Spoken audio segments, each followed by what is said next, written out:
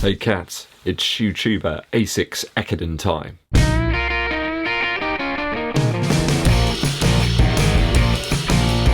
Hey guys, welcome back to the channel, EDDBUD here. Over the weekend, the Shoetubers of the world have assembled together to take on the Asics World Ekiden 2020. This is a virtual event where you can put a team together which take on several different segments over that marathon distance. A bit like a virtual relay, including myself, EDDBUD, the giraffe-legged shoe enthusiast. I reside in Yeovil Shire of the Great Britain. Also, from just up the road, we have my good buddy Andy. He's my friend, he's your friend. He's the Forest of Dean favourite. Andy's big on height, and he's big on pace. Andy's going to be taking on one of the 5k segments of the Asics World Ekiden race. Please go and check out Andy's YouTube channel. He provides some fantastic insight into some of his training, and it's chock full of footwear reviews. I know you love those. Andy always puts in some serious miles into the shoes, and you know you're going to get some really honest views from him. He really torture tests those training shoes. Next up in the team is our good friend Emily. She's going to be running like hella in one of the 10k segments of the race. Emily's channel's going from strength to strength. I'm really happy to see her channel taking off and more subscribers each and every week. I tune into Emily's channel to see some fresh, flavoured and down-to-earth reviews. Good morning, YouTube! Last up, completing our team of runners, is that midsole main man, the technological torture tester, Kofuzi. Hopefully you guys are already aware of Mike's channel. If you're not, you've clearly been living under a rock, or perhaps inside a shoebox. I'd suggest that Mike provides a lot of inspiration to all us Shoetubers and runners out there, regardless of our abilities or our pace. I think over the lockdown actually, his live streams have really presented people with a way to communicate and keep in touch. Can feel a little bit lonely when we're in lockdown here and we can't see our buddies and our good friends in the local area. I think Mike's live streams have really helped with that. Mike's going to be taking on one of the 5 and 7k sections of the World Ekiden race. I think he's got the final part, in fact, the 7.2 kilometre section. A quick list on screen right now of the various different segments of this race. I kicked things off with the 5k first initial segment this morning. Here's how I got on. So I got out nice and early at around about 9 minutes past 8. On a Saturday it was very quiet out there. We are in a lockdown at the moment here in the UK, so there was barely a soul around. Gotta say, it was surprisingly mild out there. It said it was about 10 degrees C, but I think with the wind it was probably down to about 7. But easily enough to wear the Aeroswift shorts and the Nike vest. Probably one of the last times the vest will come out there this year, I think. There was a bit of a biting wind a couple of times during the 5k effort today. I definitely felt it. Couldn't find my gloves either, so.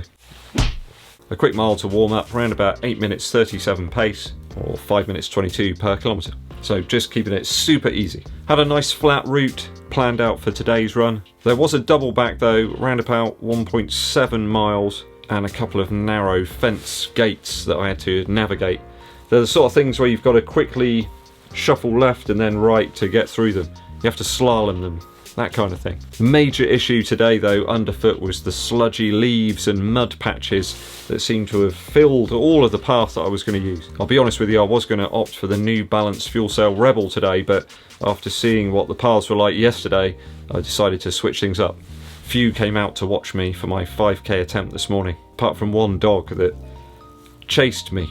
It was a big dog too. That was one big dog.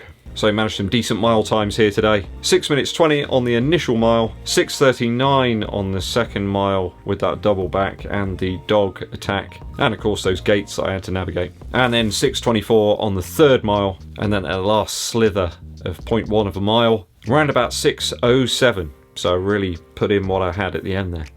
I needed the porridge when I got back. So an average pace there of 6 minutes 27 per mile, which is just over 4 minutes per kilometre. So a final time on the Runkeeper app of 20 minutes 03. So I logged it with Runkeeper on my mobile phone, placed up on my arm here.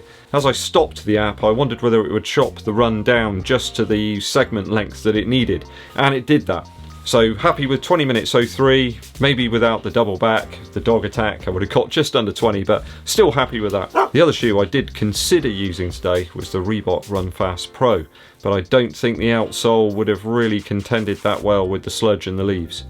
It's got a similar outsole to the shoe I did use, As I say, I switched it up at the final moment and I went for the prominent protrusions poking from the bottom of the Fuelcell RC Elite from New Balance. I've managed to brush most of the mud off of the shoe actually, and it's not looking too bad now. It didn't look like this earlier. It looked like I'd thrown myself into a big pile of mud and leaves and rolled around a little bit. I did kind of fancy doing that at one point. A few areas did need a little bit more concentration today on where my foot was landing really, as opposed to the speed I was going, and staying upright was paramount.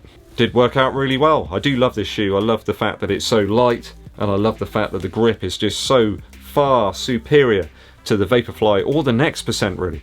Really did work out well on those sludgy leaves and twigs and mud and debris.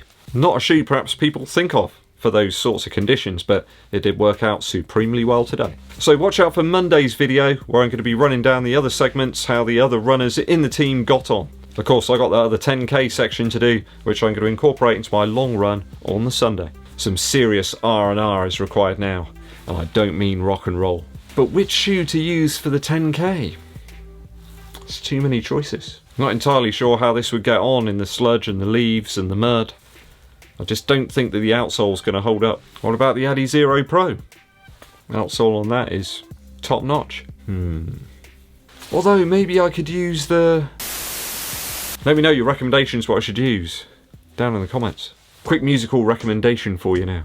Every now and then I dig out one of my favourites. Revolver by the Beatles.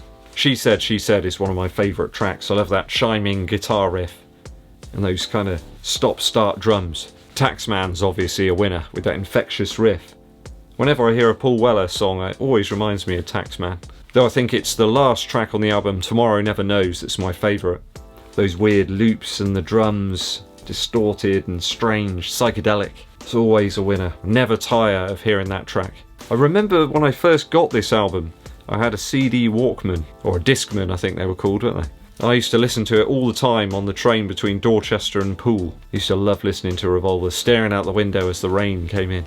A nice, concise, short album. Every track's great on this one. The Beatles, Revolver. Wait, it's time to engage in some serious R&R. Thanks for watching through to the very end of the video today, guys. I very much appreciate it. If you haven't done so already, please make sure to hit that subscribe button and click the bell below for notifications of when I launch those new videos. It helps the channel out a huge amount as well if you give this video a thumbs up and also share it with your running buddies. My name's EDDBUD and I'll be seeing you